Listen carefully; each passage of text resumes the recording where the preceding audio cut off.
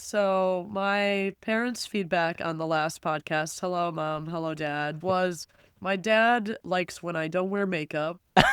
And I'm really surprised that they didn't see me vape at all. Or maybe they just are at the point where, They don't it's see just it kind of anymore. like a let's just not acknowledge it kind of thing. Yeah. But I don't do that anymore anyway. Wait, did you quit vaping?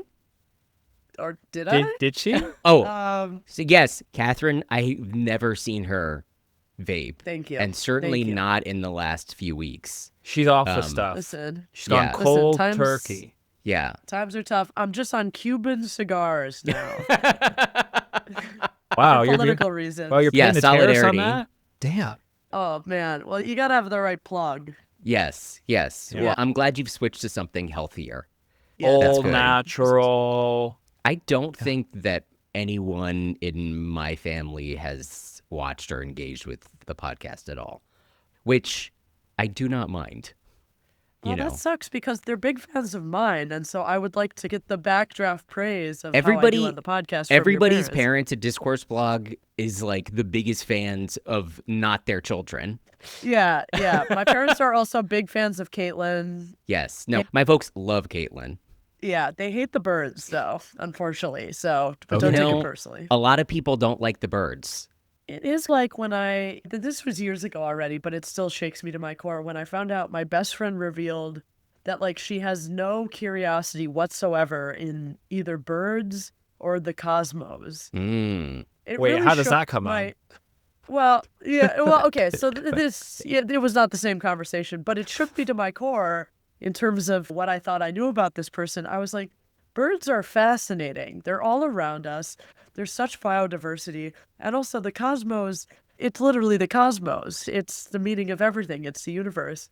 Yeah, birds and the cosmos, those are two real wedge issues for me. To me, it's like you don't have to be like Rafi watching Nova every week. Oh my God. He's like the only person I know left still watching Nova. Oh, I don't Rafi. even know what Nova is. Nova is the PBS like science and space series. Well, he's got kids. This is nothing to do with Rafi's children, although I think they watch Nova together. He brought Nova to the table long before they were around. But I'm saying, like, you don't have to be a nerd about space to find space interesting or feel something when you look up at the stars. That feels like a pretty widespread thing to do. Like when they had the eclipse. Oh, yeah. Bro, You with the know, glasses. Yeah. like- I was looking up Trump mode. I wanted to see that with my naked eyes, you know? I also feel the same sense of pure wonderment and anticipation when I look down and see on my calendar app that I'm recording Discourse Pod. Oh, Wow. This is why we have you on, because you're the professional's professional. Once there's like the Las Culturistas Award, they should do a favorite podcast guest on another podcast, and I would certainly have to be nominated. No, you'd win hands down. Well, I would vote Thank for you. you. Thank you. Your That lower means a third lot. is frequent podcast guest. Yeah. It's good to be back here, though. Thank you Oh, for having me. Oh, well, thank Welcome you back. for coming back. And there's so much to discuss, right, Alex? You know it. Welcome to Discourse Pod, the podcast where we discuss the discourse. Brought to you by Discourse blog. Jack is here. Hello. Producer Sam on the keys. And back in the third chair, Catherine. Welcome back. Hi. What? How's it going? Catherine Are Krieger? I know. Our ratings were down. We had to get a ringer back in. It's the very same. Yes, that's right. Catherine Krieger. Don't forget it. We were just talking about the eclipse reminded me of, remember when we were working on Fifth Avenue and we looked at the eclipse in the middle of Fifth Avenue? Yeah. Yes. I went up. I love that. That's a nice memory. I went up on the roof. I think you guys were downstairs. We could go on that's that roof? cool. There were tons of people on the roof, but like I had to borrow Someone's glasses. or I think I had to borrow like some homemade thing that someone did. Wasn't there like a cereal box going around? Yeah. I think that was the only time, You're on the roof. in retrospect, was I really going to get a different picture of the eclipse from the roof than the street? Probably not. We got to do an update on my least favorite story. It's Olivia Nipsey Watch, part 1 million. Oh, it's nice of you to say her name right. This is how we learn thanks to the audiobook and the various Yes. audio media now currently available. I'm sure it's like on Twitter or something. I recommend it just for how wild Does she must sounds. read it, right? Oh, She sure does, babe. yeah. she does. She does. With her famously very soft and breathy voice. No, that literally, she's like, this is a story about love. This is a story about fires. This is a story about the politician. I don't like that you're off book on this. It's scary to me. I've got to tell you, okay, so I too have learned the pronunciation. I won't be respecting it.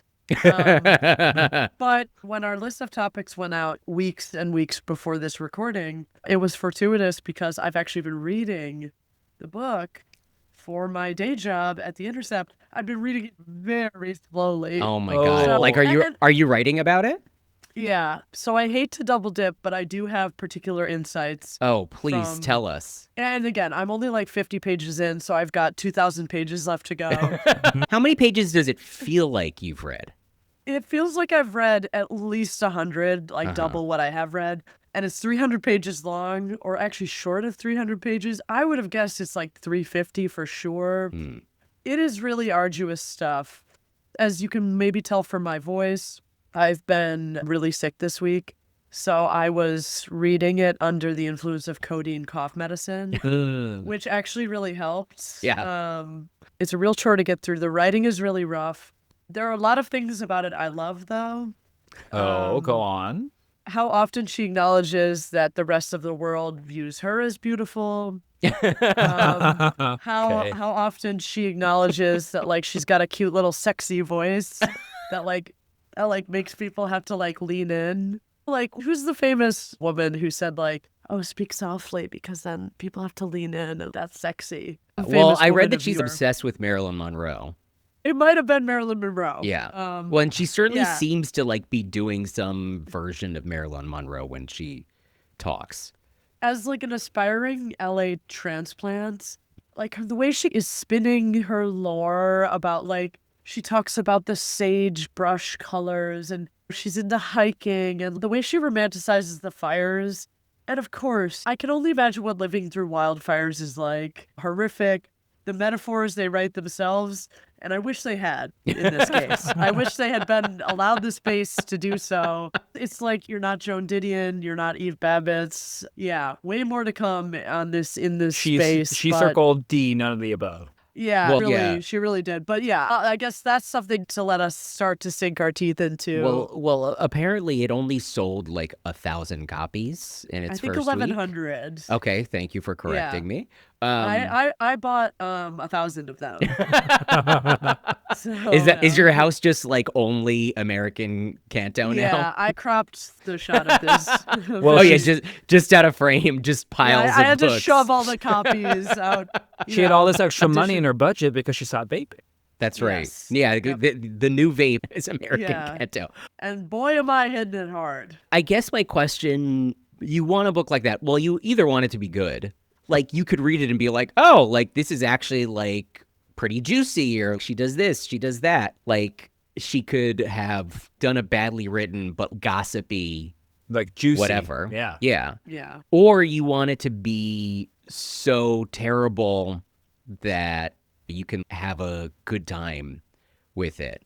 But it sounds to me from everything I've seen that it's mostly just like a chore. It's not the kind of like badness that is enjoyable to like spend time with. You're just like, oh my God. Like, is it pleasurable in any way, even in its incompetence? Or is it just, Jesus Christ, when can this be over? I have yet to find a single stripe of pleasure in it at all. In fact, it convinces me that I may never experience pleasure again in my own life. I'm reading it and I find myself getting angrier and angrier and angrier for two reasons. One of which is I'm already really fed up of the literary device of the politician. You know, like you can just tell that she's like, I don't want to give anyone what they want, which is like the ability to go to the end of the book, you know, like every DC demon does, and then just go to the pages on which you're mentioned. Like no names are mentioned except for Trump's. And the woman, let's just say she's got some daddy issues. That seems clear. Yeah. Yeah, I didn't need to that's read the that book much- to know that one. yeah. But the way she talks about Trump, and stop me if you've heard this one before, the whole country went nuts, and, Trump was to blame. And, talks about the way Trump kind of bent reality. And I just keep writing in the margins, and, who helped him do this? You were a member of the press corps. You covered him. You answered his calls. You placed calls to him personally, and then wrote about him. And she, the way she talks about him still is kind of snidely, oh, his authoritarian turn and blah, blah, blah. And it's take some fucking responsibility, first of all. These are not abstractions. You helped do this. You helped give him to us one time. You helped give him to us a second time. And then I can already also tell that I was actually thinking about just this group because of the way you talked about the new season of The Morning Show. I promise there's a point here. And how it talks about Gaza, based on what you said, it kind of gestures at oh, that whole thing in Gaza, which is pretty much what this book is doing. Also, it's gestures at a headline that's mayhem in Gaza. And I'm just waiting for anything weightier than, I understand that the cosmos are our own personal lives to a certain extent when we're going through it.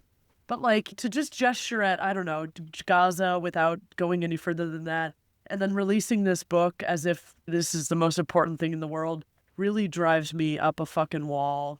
So yeah, I feel my temperature rising with each successive page, and it's barely even into any of the relationships at issue. So yeah, I have a feeling it's going to be arduous more and more to get through. Yeah, I mean, I think it's very pertinent in terms of her past sort of journalism because her work is very much of a piece with an entire sort of style of DC work. Major Beltway reporter type. Yeah. And it's weird to think of her as a DC reporter because she has a much more New York vibe about her than a DC one. Carefully curated. Yes. I think everything about her is very carefully curated, including this rollout. Yes, definitely. Yeah. Her work, it's always been dishy and readable as far as it goes, though obviously she has very good editors. But ultimately, it's the kind of work that is never about anything. It's just about who's up, who's down, who is Trump mad at, who is Trump not mad at. It has nothing to do with the actual world. And because it's about politicians and because it's about the most powerful people on the planet, they're able to justify the sort of vacuousness of that work because they can say, well, this is about how they do their job. This is about their motivations for the decisions that they make. But really, it's just gossip. And I love gossip. I will happily read DC gossip. It's enjoyable as far as it goes.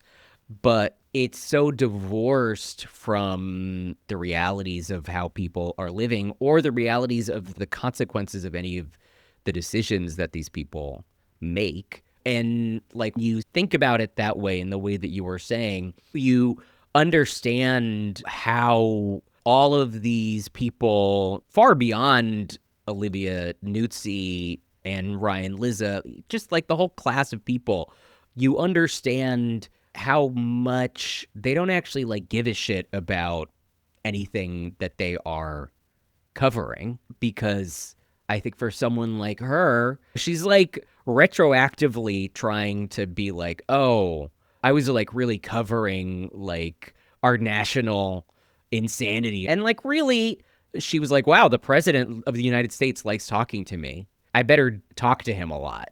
And just the fact that the conversation is happening becomes the point rather than discovering anything or illuminating anything beyond the sort of factional whatever's inside the White House. But when that's your only thing, then it both opens you up to the kind of sort of disastrous relationships with politicians that she has had, though obviously she took it a lot further than most people would. But there are probably plenty of people who in DC who have an open line to RFK Jr. even if they're not like sexting him or whatever she was doing. Right. Called source That's how maintenance, Jack. Yes. You know, It's I mean, the that's town. It's how Yeah. the town operates. So, And it's- like, how else are you going to get scoops? You're going to be Right. left out in the cold if you don't go to the parties and probably borderline sext your sources. And, Yeah. You know. Yeah, exactly. But then I think the other thing, and you see this a lot in political books, like from DC people in general, when they have to justify why they're asking you to pay like $30 for this 1700th book about like how, oh, actually Trump inside the White House was angry. Like they actually have a very hard time making a case for like why this is important beyond the sort of interest of the palace intrigue. And she has even less to go on because she's Yeah. like also trying to write about her whole thing with RFK about like her personal whatevers about wildfires. So it's not surprising that when you actually get your hands on the book, it crumbles into dust because like, what is there even to discuss, you know? There's no there. Yeah. There's no, it's like a Diet Coke dried in the sun. You know, there's no substance. There's It's no just calories. aspartame. That's all that's left. You know. Yes. And even that one line, which I think you should think about putting in your piece for The Intercept, Jack's always Is- editing. sounds better to me than anything I've read from her book. Yeah. You know, okay, and we also have to talk about the Ryan Lizza of it all. His latest because- missive, yes. Yeah, because Alex started by saying this is part whatever of Nuzzy Watch, perhaps in reference to the fact that Ryan Lizza, well, he launched his Substack called Telos News. We're no strangers to the content monetization game. Released the first one for free. Then the rest of them, I believe, have been paywalled. Basically, like, here's the uncut, here's my version of the truth about what went down with Olivia. And it's all so sordid to me. I haven't read every portion because, first of all, I'm certainly not paying money for it. And, you know, I just haven't worked that hard at it. I read the most recent version kind of about how she assembled a war room with her agent at CIA and someone else evil to basically, like, spin her version of events. And not for nothing, I dislike both of them a whole lot. I guess I'm probably inclined to believe his version of how that went. I basically think she's probably like friends with Barry Weiss. I think she sees herself, and the way she talks about other women and about other women journalists in this book and kind of holds herself distant to them. I think this is not a girl's girl until it's convenient. I do think she's trying to have it both ways about, oh, everyone's being very mean to me about this. I'm a wronged woman. Whereas I don't think she would be singing that song if it weren't convenient in the context of this book rollout. This is all to say, I don't have a hard time believing that, like, maybe Ryan Lizza's version of events is truer, and maybe they really have weaponized this whole thing against him. Not for me to say, none of my business, but I really hate that it's become my business. Yeah. Yes. Yeah, it's all just so unbecoming. Like, we should know less about everyone. Period. It's getting, we've been talking in the last few weeks how it's getting really dark and really sad. Like, Yeah. race to the bottom. It's getting bleaker and bleaker. We talked about last week her appearance in the Bulwark podcast where she breaks down in tears at the slightest interrogation. And it's just like, man, this is getting out of hands. And also, she has not put out any kind of statement, asked for any correction. I guess why would she now after everything that's transpired? But this latest series of accusations, like, she hasn't said anything. On one level, direction. I do respect just letting your book stand as your statements. Yeah. Because again, like, if you're going to engage with all the back and forth, I don't know, this thing is never ending. She already lost her job at Vanity Fair over this, which I don't really know what kind of right-wing demon who gave her this make-work job. I don't really know what he expected this to be. There was reporting about how she didn't go to meetings and she also didn't file any work. Which, how do I get me a job like that? If it doesn't involve having to have an emotional affair with a guy who sounds like a fork stuck in a trash compactor, I would do just about anything to get that job. So I don't know really what they expected. It seems like she's paid the price for this. And, you know, the book sales aren't there. I just don't know. It feels sordid. Obviously, I'll push this down until my review is out, probably this coming Monday. but it feels sordid to participate in it any further. Yeah. Yeah, I think it is like the sort of natural endpoint of all these years of Trump and these hangers-on who like made their careers off of feeding off of all of the nonsense coming out of Trump world for so long. I just feel like we are sort of past that as like a culture. Like Trump is not, it's not that he was ever like enjoyable, certainly not as a president, but like shit is too dark now for this stuff to have the same snap that it might have had 10 years ago. Like, or even during his first presidency. Yeah, we're in too deep for this kind of like pretty ultimately vapid analysis of his presidency or of him. We're in a more serious moment than I think someone like Olivia Nuzzi or someone like Ryan Lizza, for that matter, is like at some fundamental level equipped to actually report on in a way that is beneficial to anyone.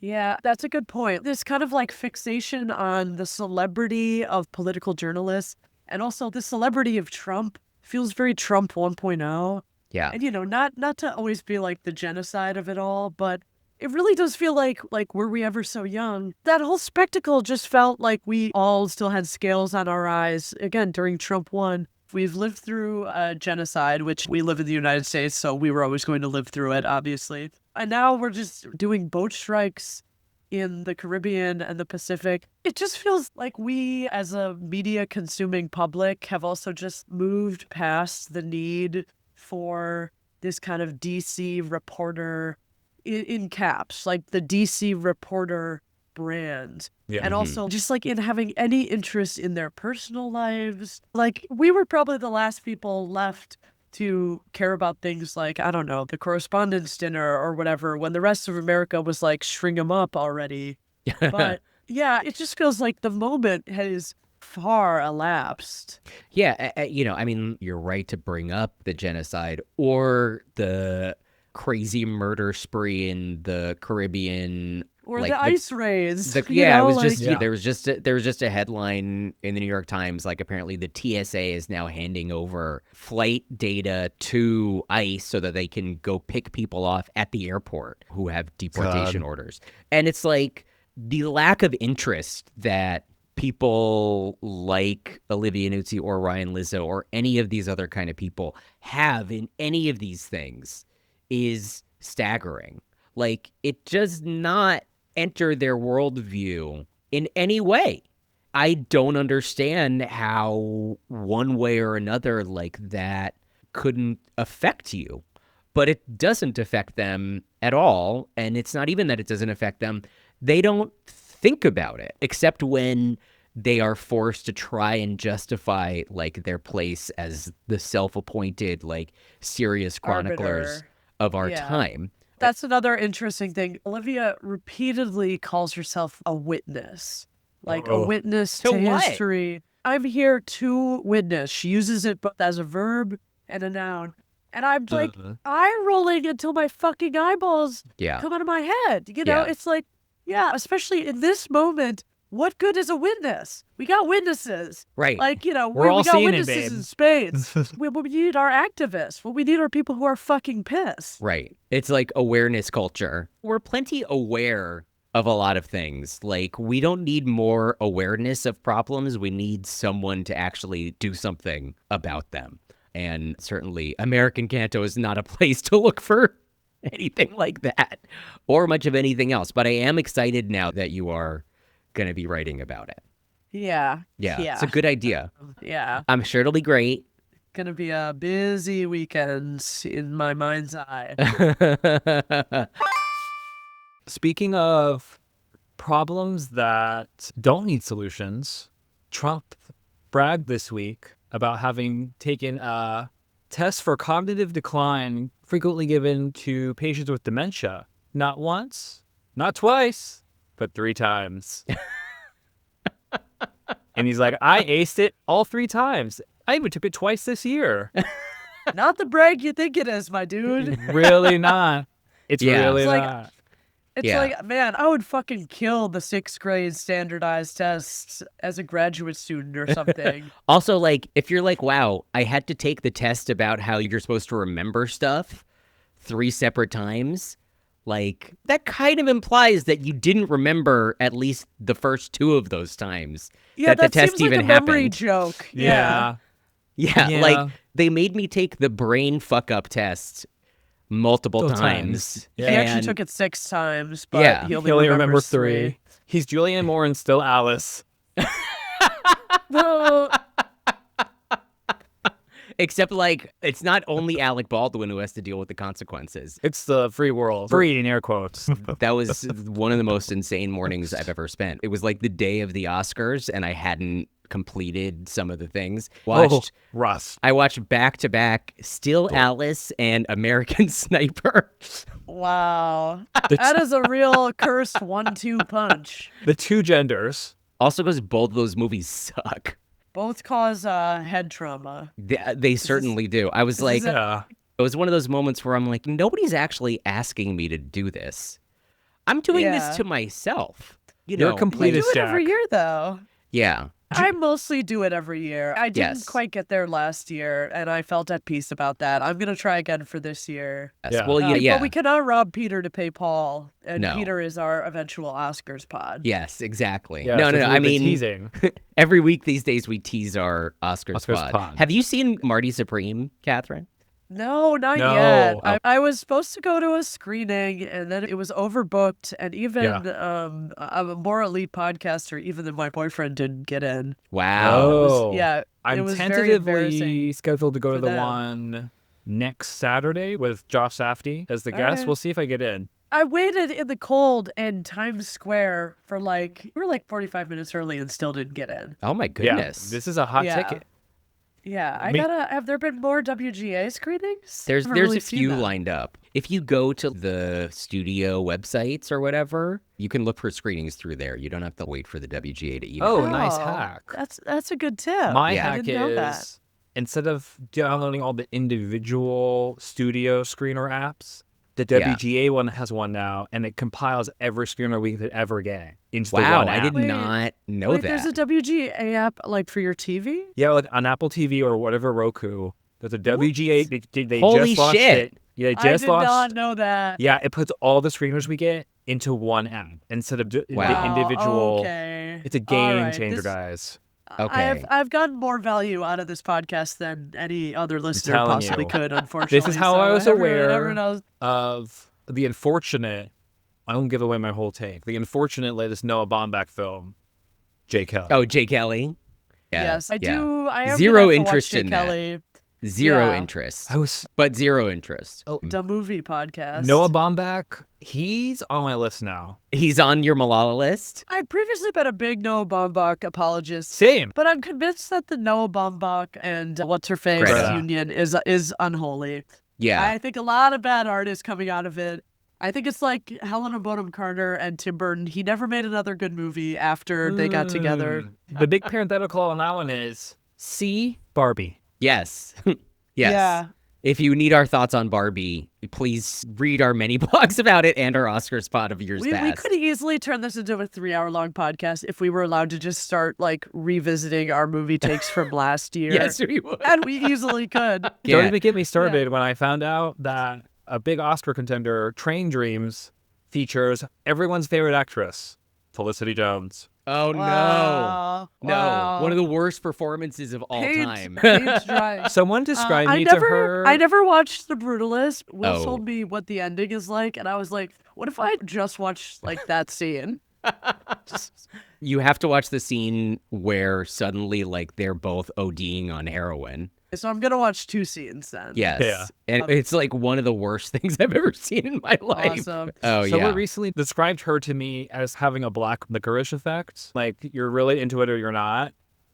None of us here like black licorice. No. It's even less offensive than that. I see her as no one is into her. It's just she's either inoffensive or you're kind of what am I tasting? Maybe star anise. You know, Like, oh, if you got one for your hot toddy. one recipe a year, that needs one, it's like, yeah, you could throw it in there, but like, you really don't need it. Kind of ornamental. A lot of people don't like it. Yeah, it's totally ornamental. I mean, I will agree that I've never heard anyone in my life say, you know what this movie could have used? Some more Felicity Jones. Yeah. My father has now turned the podcast off.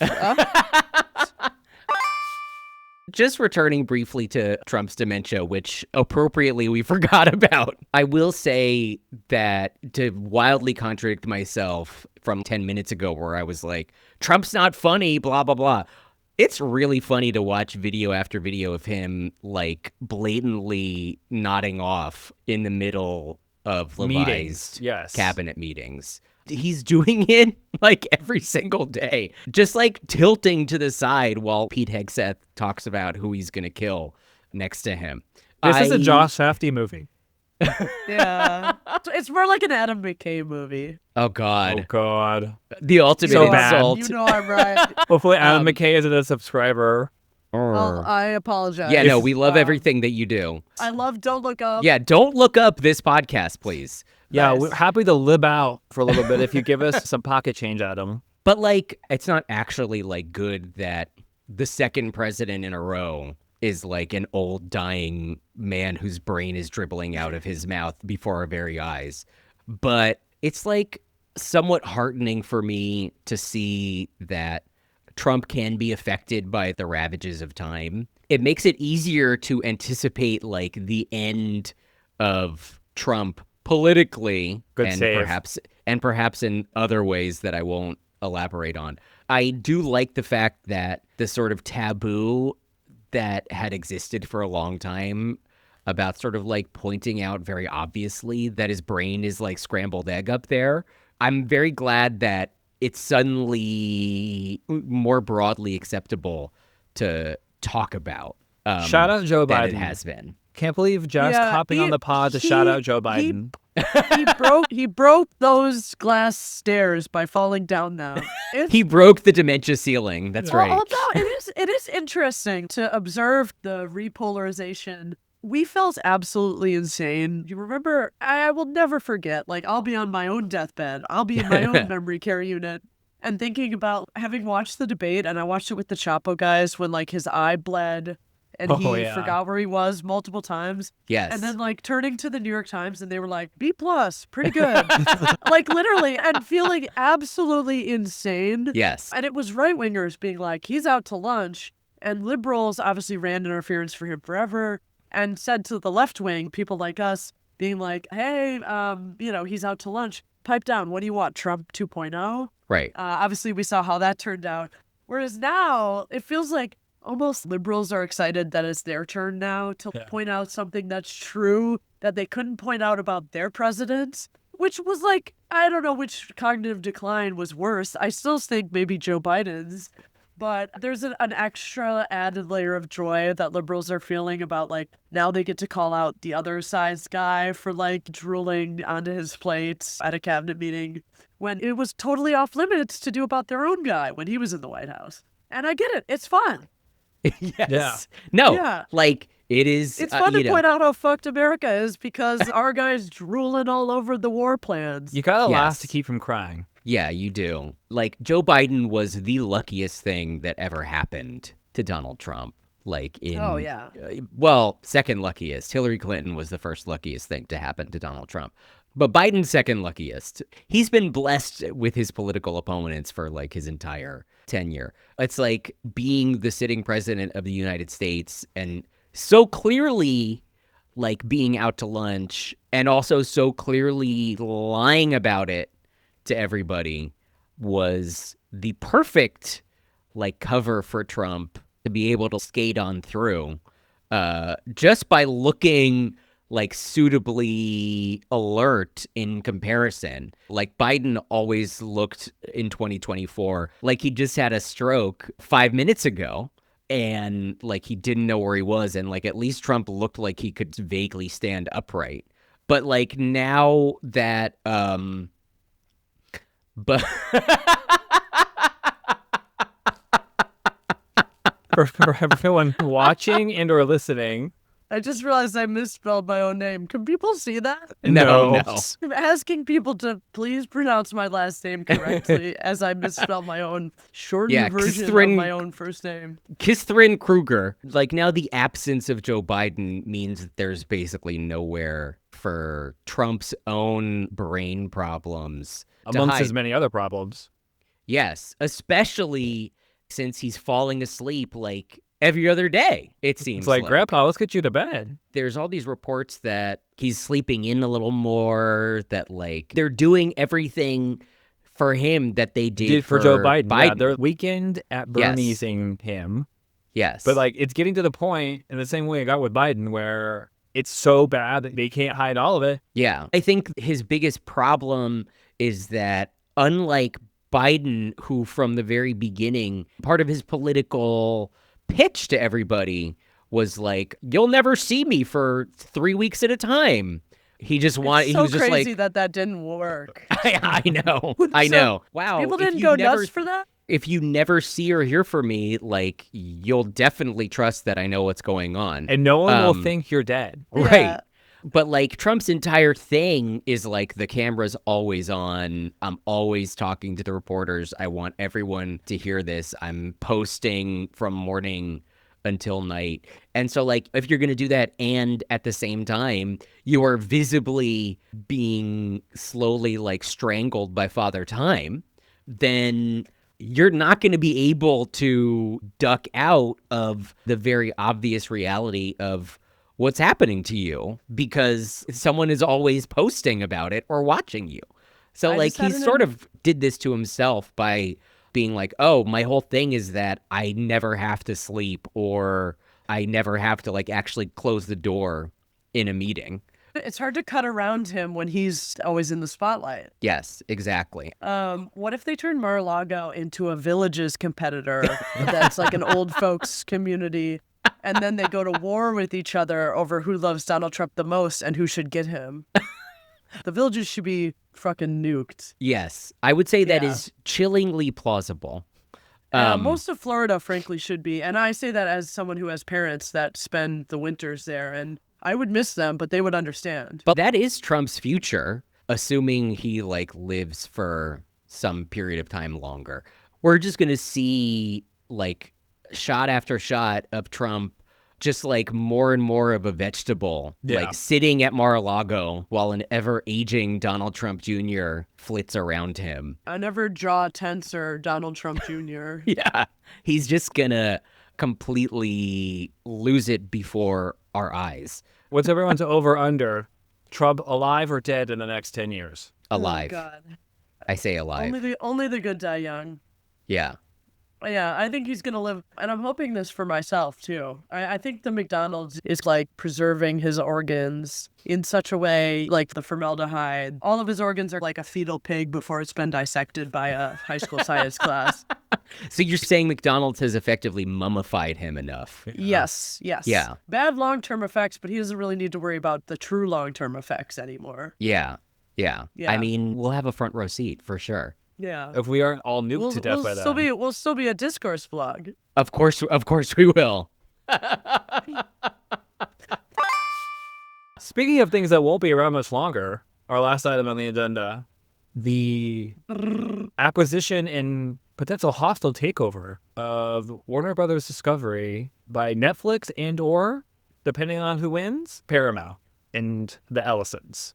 Those crazy kids. I wish them all the best. I just wish everyone could get along with their multi-billion-dollar acquisition propositions. Listen, there's a few things I know. This is going to be great for consumers.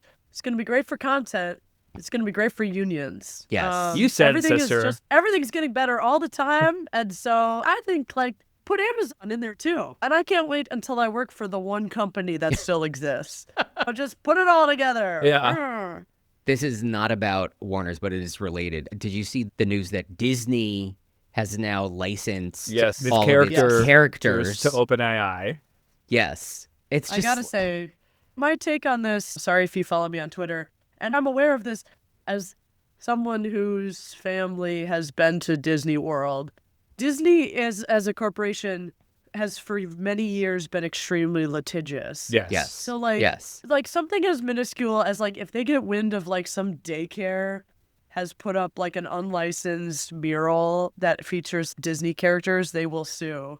So the idea that like they've just viciously been protecting these trademarks just to feed them into the trademark wood chipper machine is insane to me. Yeah. Well, not only have they been like so litigious, they've also been one of the main players along, obviously, with other big players in the entertainment industry in ramming through the most corporate-friendly copyright laws so that they could protect their intellectual property for decades beyond like where they might have. Where they should reasonably be able to. Yeah. Yeah. It severely undercuts your stated values of protecting the integrity of your IP and then hand it over to the AI slop machine. Well, I'm sure everyday Americans and everyday consumers will definitely be using Disney characters and IP in appropriate ways and not normal ways and not create videos of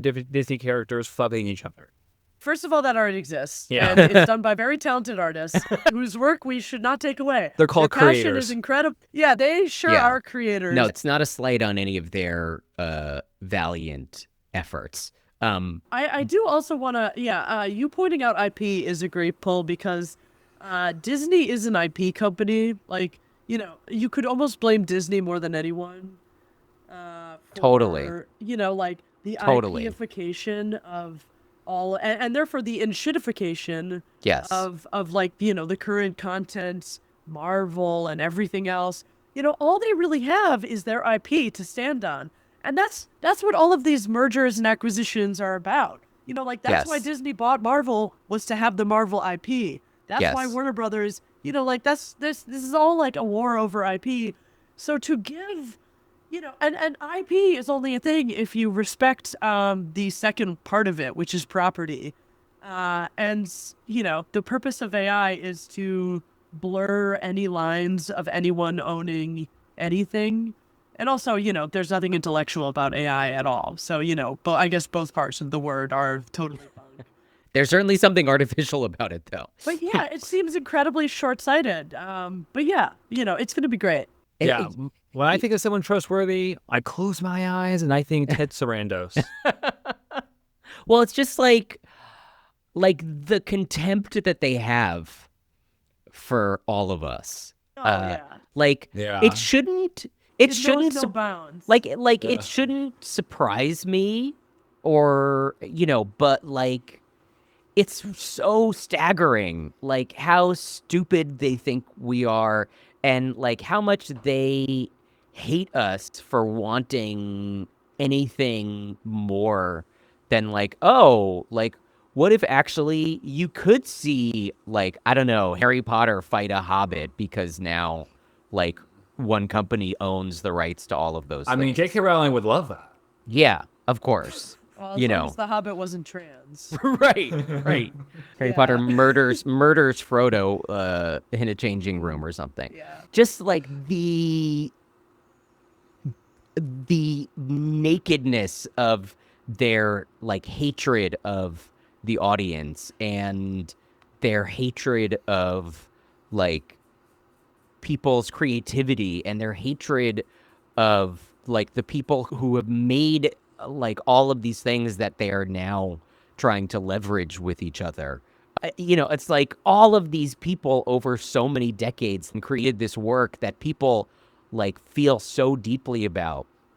And now the response is like, we just get ChatGPT to do it instead, and fuck anyone who has a problem with that. Like, you're just being a Luddite. You know, it's just it's gonna like get worse. It's gonna cost more, and like, what are you gonna do? What are you gonna do? Cancel? Right. I guess not. You need Right. content, little piggies. Come here. And this is why I'm coming out as anti-STEM. I think STEM actually was harmful. We raised up too many nerds who only know STEM and don't know how to talk to women, and so they had to create chatbots to learn how to talk to people. I mean, that for women in particular. We got to get the women out of STEM. I've been saying this for years. I mean, we need more female police officers. Yeah, they only want women in STEM is because there are men already there. They want them for the men. It's like, no, we're not making it that easy for you. I'm not coming into STEM, Listen, not to be a Jack cliche, but that's a blog. We should probably wrap up with our new official closing segment, your cultural wreck of the week. Jack, do you want to start? Sure. My cultural recommendation of the week is an oldie, but an extremely good oldie. Because this week I went to the Film Forum here in New York City to see one of my favorite movies, Charade from 1963, starring Cary Grant and Audrey Hepburn. They call it the best Hitchcock film Hitchcock never made, which I think is sort of damning it with faint praise. What'd you say? Because there's a brunette in it. One of the many reasons. There is a brunette, but he's great. Cary Grant does a good job. It is sort of indescribable, but it is a spy thriller and a romantic comedy and like a Parisian getaway and like a heist movie. And Perfect. It is wonderful. I have seen it like maybe 150,000 times, but watching it in its new glorious 4K restoration at the Film Forum, it worked as well as ever. Now, I know that this seems like you're like, oh, well, I don't live in New York or I'm not near the Film Forum, so what the fuck does this have to do with me? You. But first of all, if you're in New York, go see it. It's playing through Thursday. And secondly, and most importantly, Charade, speaking of copyright, actually, it has, relevant. Due to a mistake that they made with the copywriting when they first made the movie in 1963, Charade has been in the public domain ever since it came out. And so if you go right now on YouTube, you can find an extremely good HD whatever copy of Charade entirely for free. And watch it whenever you want. I can't recommend it highly enough. You will love it. So that's my recommendation. Wow, the more you know. Not only is it a great recommendation that I will heed because I take your recommendations very seriously. Thank you. But, it's good practice as well because it's in the public domain. We like that. Yes. Yeah. Love finding shit on YouTube. But, unlike a lot of shit on YouTube, this is actually allowed to be there. Yeah. Exactly. So yes, recommend it to one and all. Also, it's got Walter Matthau in it. Oh, delightful. Oh, there you go. Katherine, do you have a recommendation this week? Yes, I do. It is that you rewatch the show House, the medical drama starring Hugh Laurie. I'm doing it for at least the second time and having a great time. That's a lot of seasons, right? And are there 10? Not that many, but there are a lot of quite a few. We're currently about to go to. We just started season 4, which means that the team of interns is about to turn over. Who's the lady who directed Andrew Coburn's niece? Olivia Wilde. I forgot she was on that show. Yeah, she's about to enter, and so things are about to become much more annoying. But it's I love that you're way in to who she is Andrew Coburn's niece. Yeah, extremely niche reference point there. So yeah, I highly recommend rewatching House. It's a great return to facts and logic, and boy does he bitch slap people who don't know about science or don't care about vaccines. It's a little, gives you a little bit of what we're missing in the current moments, if you will. Ooh, okay, coming out as a believer in science. Here's my one question. They were always like, oh my God, Hugh Laurie's American accent is the greatest thing that's ever been done. You would never know he wasn't American. I felt like I always knew that he wasn't American. What's your take? But you are an Anglophile, Jack, and I feel like your ear is attuned to it in a way that other people can't hear. I actually feel like his is very good. I tried watching that Netflix show Black Rabbit with Jude Law, And I feel like his American accent is not very good. Yeah. You know, like, I feel like you can, like, hear them, like, hitting the consonants, like, really hard. I think Hugh Laurie's is very good. And he does great Kane acting. Oh, yes, yes. Best supporting Kane. Very physical actor. Here's another free take for you. Every new medical show, pretty much since House, with the exception of The Pit, has basically I can't wait for The Pit to come back. The pitch has been, it's like House, but... Yes. Yeah. It's like House, but what if there's a doctor who actually has empathy? It's like House, but the doctor has autism. It's like House, but it's a woman who has her memory wiped. Yeah, and really, the pit is just like ER, but on HBO. Yeah, and they even have one of the same guys. Literally the same guy, basically, playing a different version of the same character. Yeah. Although I do eat it up. I do love The Pit. Oh, I love The Pit. Can't wait for more wait. in January. Stay tuned. Oh, and wait, Hugh Laurie, I just saw he's going to be in another new TV show with Amy Poehler. Oh, Like okay. a comedy series from the Parks and Rec people, and I don't know about that trend. I love Hugh Laurie on Veep. Like, we'll probably... Oh, excellent casting. Yeah, he's good on. Oh, so good. Yeah, Alex, perfect what is your... smarmy. Oh Yeah. my God, so good. Alex, what's your cultural rec? I will take us home. My cultural rec this week is the Mary Bronstein film starring Rose Byrne called "If I Had Legs, I'd Kick You." Yeah, I want to see that. It's on our screener. It's on our screener app. Okay, great. That's how I watched it, and I'm glad to see that Rose Byrne is in the Best Actress conversation. Apparently, though, it's like Jessie Buckley has it locked up. We'll see. It's one of those movies that's like really lets an actor with like that kind of facility that she has. Like, she's really good at drama. She's really good at comedy. She's like an everyman's actor. Really put through it. Gives her room to run. She's running a lot. She's running around going nuts. She plays a mother with a child with an unnamed severe chronic illness. And she is left alone for a period of time while her husband's away, played by the voice of Christian Slater, who does does really great phone acting. And sort of her slow unraveling, trying to manage this illness and like live her life. It was described to me as uncut gems for moms. Oh God, okay. And it's one of those movies. It's one of those movies, like so many Oscar movies, where it's like you only need to watch it once. Yeah. Happily. Yeah, I hear that. Another similar movie was with Charlize Theron, where she also plays like a new mom, and it's basically Tully. Yes, Tully.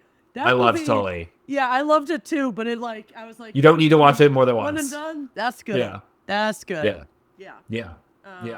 A different side of Diablo Cody. Yeah, it's not a big rewatcher like say Zone of Interest. Oh yeah, that one I'm always throwing on. I mean, it's movie night. It's movie night in America. What are you gonna watch? I need a double feature of Zone of Interest and The Brutalist. Well, that's more of a never mind. I'm not gonna put that. When we stop recording, I want you to finish that comment. Okay. Well, another great pod. Thank you guys for having me. Thank you. Home run. Come back next week for a new episode. Yes. Bye everybody. Bye for now.